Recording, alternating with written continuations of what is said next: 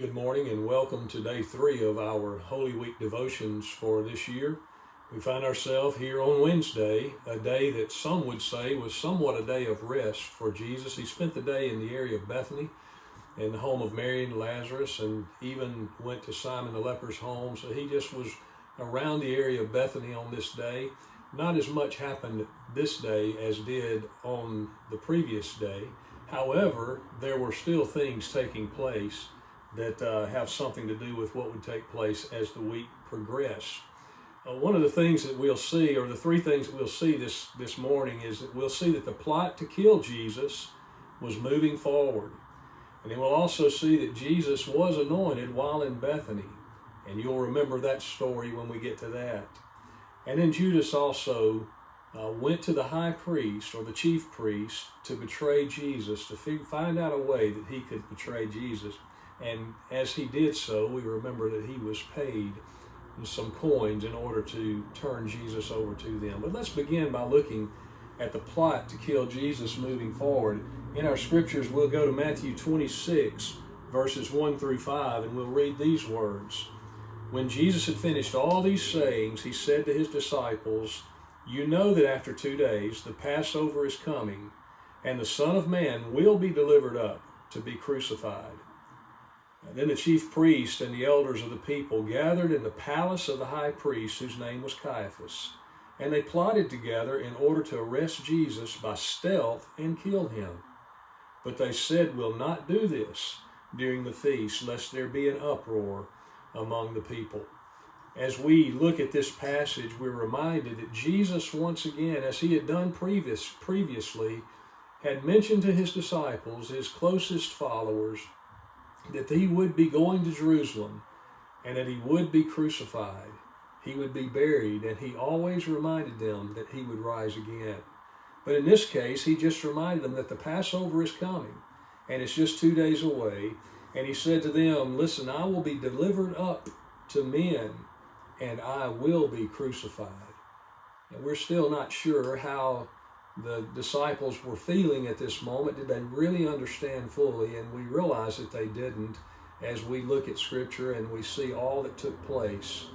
Yet Jesus had prepared them for what would take place. But there was this plot that God would use to bring about the fulfillment of his plan through Jesus. And that was that the chief priest and the elders of the people would gather and they would begin to plot, how can we kill Jesus? And they decided they best not do that during the Passover feast, or else it might cause a uproar among the people, is how it was stated in Scripture here, a insurrection of the people against them.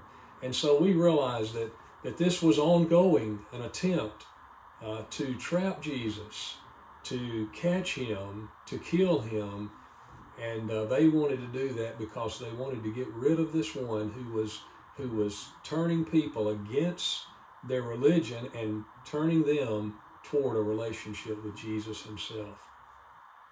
Then also we see that Jesus is anointed in Bethany. As we continue to read in chapter 26, beginning in verse 6, we find these words.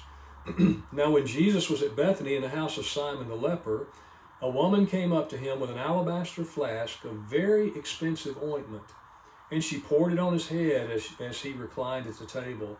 And when the disciples saw it, they were indignant, saying, Why this waste? For this could have been sold for a large sum of money and given to the poor. But Jesus, aware of this, said to them, Why do you trouble the woman? For she has done a beautiful thing to me. For you always have the poor with you, but you will not always have me.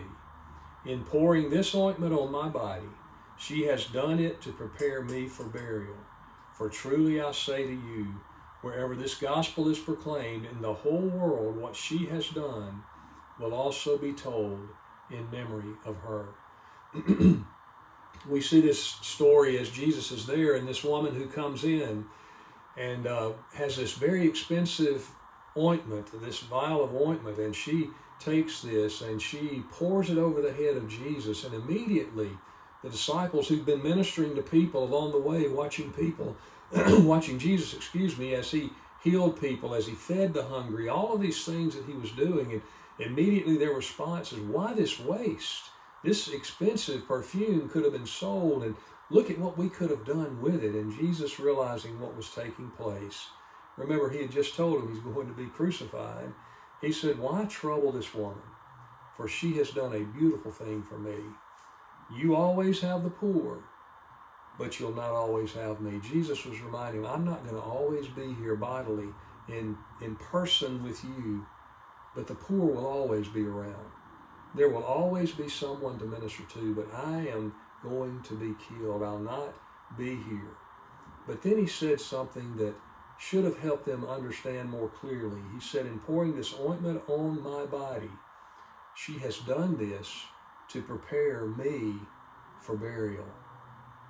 Can you imagine the minds now of the disciples? He just talked about his death. He just reminded them, I'm not going to always be with you. And then he says, what she has done is to prepare me for burial. And then he said this, truly I say to you, wherever this gospel is proclaimed to the whole world, what she has done will be told in memory of her. You see, Jesus realized what had just taken place was the preparation for his burial. And we realize why that becomes important. We'll know that as we continue through the story, but you remember they were not able to finish all of that would take place for a burial of a Jewish man because of the hour after his death. And so this being done beforehand is such an important part of God's plan being fulfilled. And then, of course, we see Judas go to the chief priest, to the house of Caiaphas, where they were meeting, and he goes there, and the scripture says this, beginning in verse 14 through 16. He says, then one of the 12, whose name was Judas Iscariot, went to the chief priest and said, what will you give me if I deliver him over to you? And they paid him 30 pieces of silver. And from that moment, he sought an opportunity to betray him. And some would say that Satan had entered into the heart of Judas and was causing him now to look at a way that he could present Jesus to these priests who wanted him dead so desperately.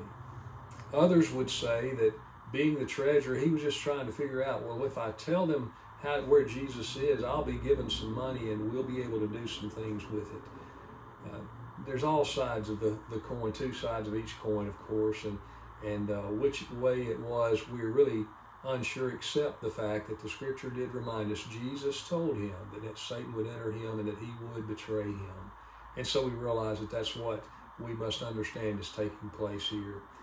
He is following through with what he was to do in order for God's plan to be carried out just as it had been prophesied that he would. And so he received these 30 coins from them, 30 pieces of silver, the payment for the life of Jesus. And it said in verse 16, from that moment he sought an opportunity to betray him. That simply reminds us that everything that Judas did from that moment on, he was doing to try to find a way in which he could present Jesus and identify him as the one that they wanted to have desperately and they wanted killed desperately. And so today, a day of rest for Jesus certainly was not a day of rest in God's plan being fulfilled. So as we think on these things today, let's remember that though in our lives sometimes we may think God's not at work, just like in the story of this day, God was at work. He was not working through good folks to accomplish this. He was working through those who had become enemies of the messenger, Jesus himself, the Messiah. And so we want to make sure that we realize God is always at work. He will always do what it takes to accomplish his plan. Whether it be in the life of his son, which he fully did, and we all experienced the joy because of that, or in our lives as well. He has a plan for you, and he has a plan for me, and God is faithful to fulfill his plan in and through our lives as we're willing to surrender to him. You have a great day. We look forward to seeing you again tomorrow. God bless you.